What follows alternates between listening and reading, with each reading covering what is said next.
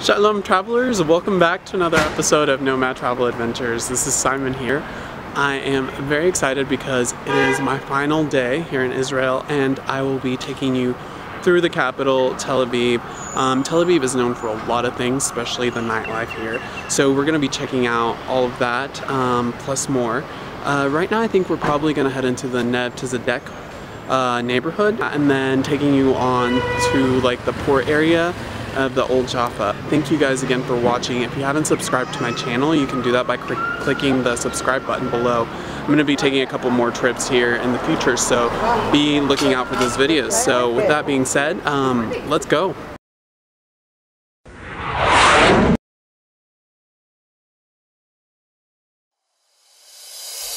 My last day in Israel. How could I not spend it in Tel Aviv? This cosmopolitan city had so much to offer and definitely lived up to its hype. From the graffiti to the beautiful nature, Tel Aviv was a breath of fresh air after Jerusalem. Things were so vibrant, which is why I decided to head to my first destination, the neighborhood Neve Tzedek. This was the first Jewish neighborhood built outside of the Old Jaffa port area and has recently become one of Tel Aviv's trendier districts. With a wide variety of design stores, fashion boutiques, and handicraft shops, I explored the area before heading to the highly recommended Suzana for a light lunch. The place was quite busy, and with so many different choices on the menu, it was no surprise that when my food arrived, I was in Tel Aviv heaven. This chicken puff pastry with a side of veggies and some lemon water came out to be around 12 euros. Loved this place.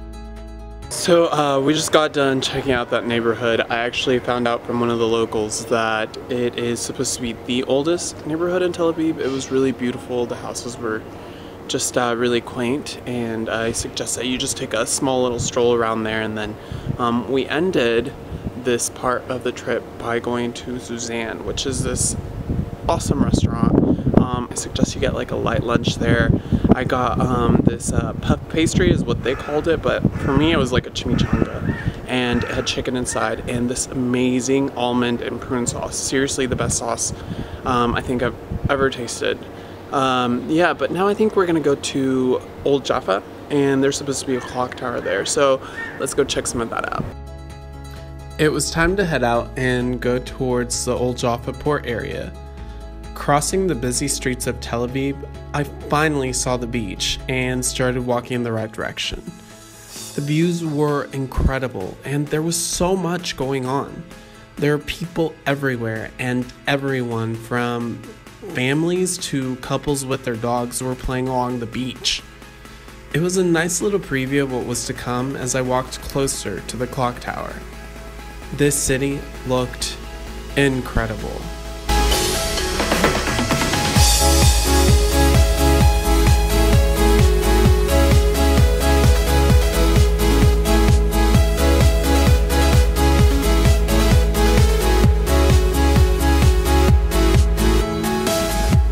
Finally arriving to the Old Jaffa district, I had to climb up some stairs in order to get to a world where the streets of this ancient city merged with the modern day freedom of expression.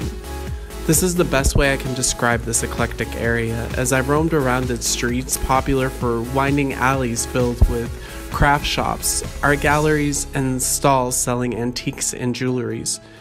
They're supposed to have a famous flea market there, but I settled for the Ottoman-era landmark, the infamous clock tower. It was pretty cool actually, and it was in this nice little plaza with an awesome fountain. The perfect place for a nice little break. Guys, so we made it to the clock tower. We kind of checked out a little bit of the Old Jaffa area. As you can see, it's right behind me, the old clock tower. It's pretty cool. I just loved getting here, like just going through the beach. So far, I really like what Tel Aviv has shown me. So I think now the plan is probably to go to Jarkon River and Park, and then head over to the Old Tel Aviv port area for sunset. If there's not enough time, we might not do the park. We're definitely gonna do the Old Tel Aviv port area because I've heard it's really cool. So yeah, I have to go because time is very limited. Back on the go, I couldn't help but feel the surrealness of the view in front of me. This was the part of Tel Aviv everyone kept raving about. The mix of the beach being right by the modern skyscrapers and the high energy of the people made this city stand out as one of the most alive. The carefree energy of the beach transmitted through its inhabitants to reveal the most epic boardwalk through a beach I have ever taken. I was headed to the other side of the city and there was just so much to see. People were alive here. I had rarely seen this much movement in one place, and I kept coming across people doing all sorts of sports and activities. This really inspired me to keep going, and I walked for about an hour and a half to get to the old port area. It was a pretty easy walk as I kept being entertained by the city and its peculiarities. This was the hidden gem of Israel, and it was then that I realized why people kept encouraging me to visit. The sun was setting alongside the beach, and it was such a great way to really showcase the incredibly modern landscaping of this area. The wavy shapes of the boardwalk were complemented with the low light of the setting sun as we neared the end of the port. The Old Tel Aviv port area is the most popular attraction in Tel Aviv with about 4.3 million visitors annually. Definitely worth being checked out.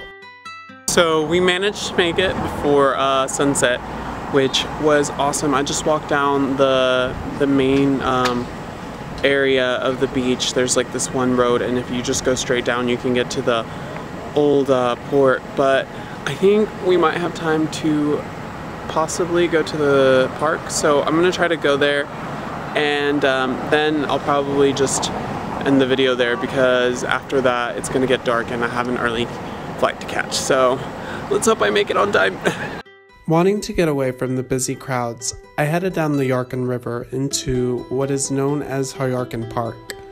The casual stroll down the river was perfect as I was completely surrounded by nature. This place had a completely different vibe than anything I had experienced earlier that day, and I got a closer look into Tel Aviv's everyday life. There was still lots of activities happening here, only it seemed more local, and I got to see everything from people canoeing to the Israel version of Boy and Girl Scouts. This was definitely a chill out place that showed a more relaxed side of Tel Aviv. It seemed that time had finally stopped in the city bursting with energy as everyone started to disappear.